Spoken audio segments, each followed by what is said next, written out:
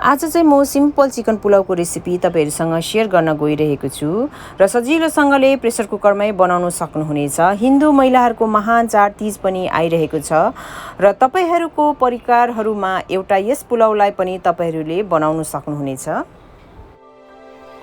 नमस्ते, म छितेन तपाईहरुलाई स्वागत गर्छु मेरो च्यानलमा। र यो पुलाउ बनाउनको लागि चाहिँ सबभन्दा पहिला म चिकनलाई उमाल्न गइरहेको छु र यहाँ चिकन मैले राम्रोसँगले धुएर भाडामा राख्दै छु र यो चिकन मैले आधा केजी लिएको छु र यो मासु माथिबाट चाहिँ मैले प्याज राखे। प्याज ठुलो भएकोले गर्दा आधा मात्रै राख्दै छु। 3टा लसुन पनि राखे, 2टा तेजपत्ता र त्यसै गरेर एउटा स्टार एनिस, 3टा ल्वाङ, 3टा अलैँची, सानो दालचिनी र सानो चम्चाको आधा चम्चा चाहिँ मरिच र सानो अदुवालाई यसरी काटेर राख्दा पनि हुन्छ। र यति सबै सामग्रीहरू राखेपछि चाहिँ माथिबाट मैले 1 लिटर पानी एड गर्दैछु। पानी राखेपछि नुन स्वाद अनुसार राख्ने, राम्रोसँगले चलाएर उम्लनको लागि छोडिदिने। जब यसरी उम्लन थाल्छ कभर गरेर यसलाई 20 मिनेट मिडियम टु लो हिटमा उमाल्ने। चिकन उम्लिँदैछ र यहाँनिर चामल भिजाउनपट्टि लागौँ। यहाँनिर मैले मिडियम साइजको बोलको 1 बोल अलिकति बासमती चामल लिएको छु र बासमती चामललाई राम्रोसँगले पखालेर पानीमा यसरी भिजाएर 20 मिनेटको लागि राख्ने। 20 मिनेट मासु राम्रोसँगले उम्लिसकेको छ र अब यसबाट चाहिँ मासु जति सबै सेपरेट गर्ने।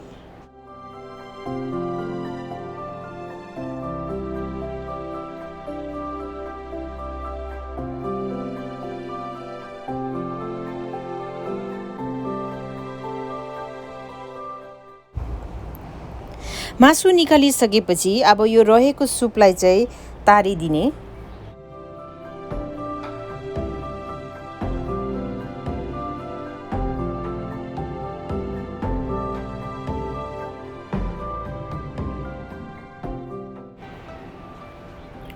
र अब यो सामग्रीहरू चाहिँ तपाईहरुले फ्याक्न सक्नुहुन्छ र हामीलाई चाहिएको चाहिँ यो सुप मात्रै हो।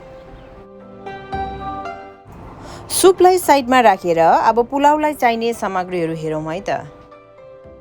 2टा तेजपत्ता लिएको छु, सानो दालचिनी लिएको छु, 4टा ल्वाङ लिएको छु, 4टा सानो अलैँची लिएको छु अनि एउटा ठुलो अलैँची पनि लिएको छु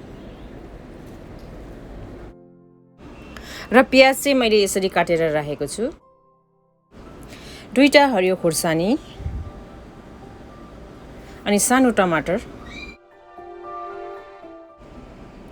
ड्राई फ्रुट्स तपाईहरुको चोइस अनुसार लिन सक्नुहुनेछ। मैले चाहिँ यहाँनिर अलिकति किसमिस, काजु बदाम र नरिवल लिएको छु।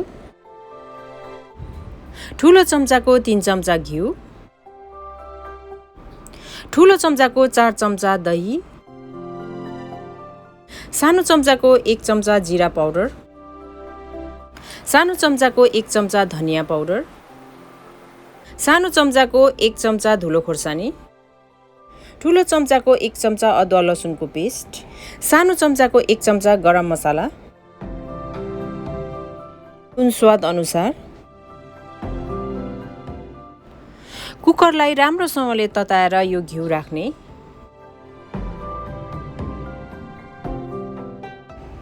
घिउ राम्रोसँगले तातेपछि यो ड्राई फ्रुट्सलाई म फ्राई गर्न गइरहेको छु।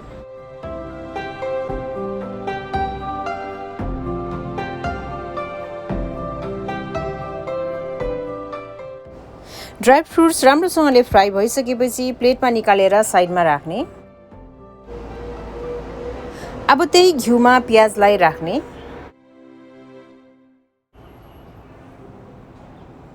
प्याजलाई घिउमा राम्रोसँगले फ्राई गर्ने।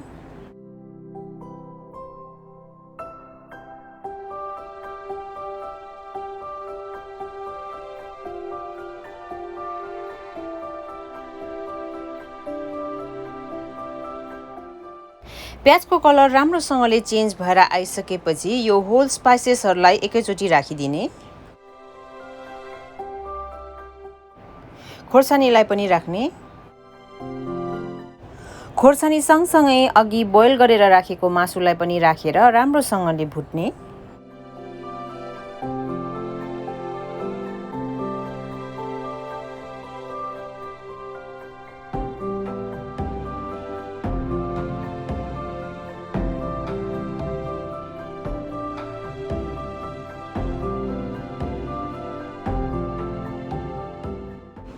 मासुलाई राम्रो भुटिसकेपछि अदुवा लसुनको पेस्ट एड गर्ने।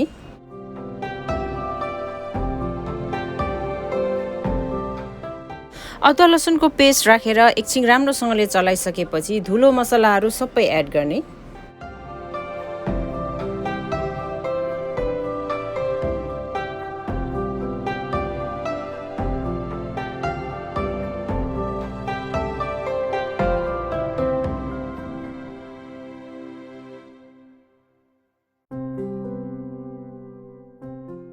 पाउडर मसलाहरू सबै एड गरिसकेपछि मिडियम टु लो ग्यास राखेर 3 मिनट राम्रोसँगले पकाउने।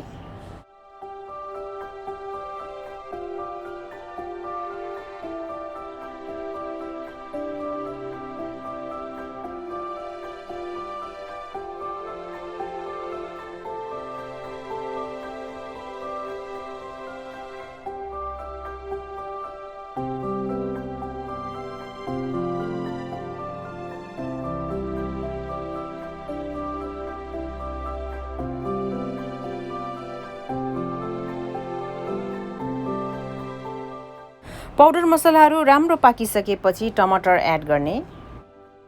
टमाटर सँगसँगै नुन स्वाद अनुसार राख्ने। नुन राखेपछि मासुलाई फेरि एकपल्ट मजाले चलाइदिने।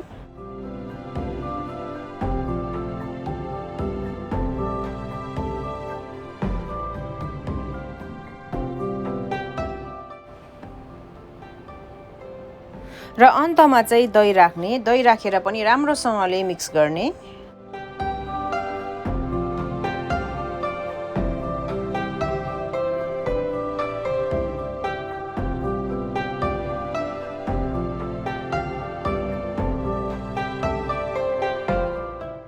जब दही मासुमा हामीले एड गर्छौं र यसरी चलाउँछौं तब चाहिँ मासुबाट यसरी तेल सेपरेट हुन थाल्छ। जब यसरी मासुबाट तेल सेपरेट हुन थाल्छ तब चाहिँ हामीले चामल एड गर्न सक्छौं।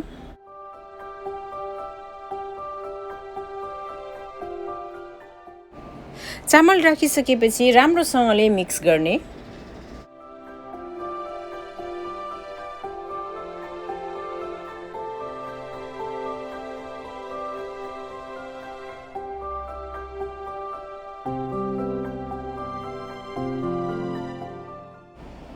चामल राम्रोसँगले मिक्स भइसकेपछि अघिको यो सुपलाई चामल पाक्ने गरेर मात्रै राख्ने। बेसी राख्यो भने पनि तपाईहरुको पुलाउ गिल्लो हुन्छ र ठिक्कै चामल पाक्ने गरेर मात्रै राख्ने।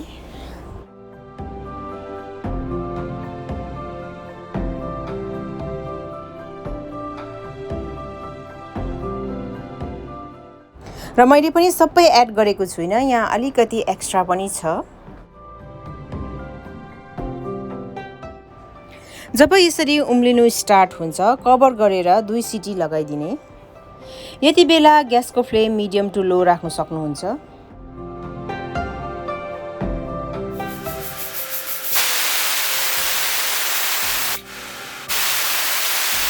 दुई सिटी लागेपछि ग्यासलाई अफ गरेर कुकरलाई त्यतिकै छोडिदिने। कुकरबाट ग्यास नेचुरली रिलिज भएपछि मात्र कुकर खोल्ने।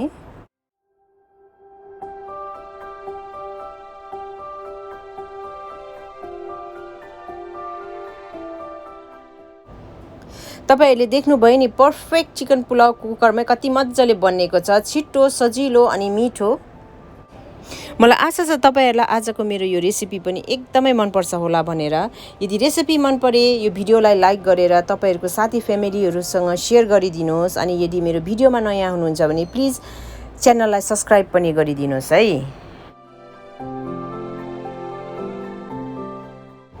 तपाईहरुको फेभरेट साइड डिशहरुसँग पुलाउलाई इन्जोय गर्नुहोला अनि कस्तो हुन्छ मलाई कमेन्ट पनि गर्नुहोस् है। Thank you, bye bye.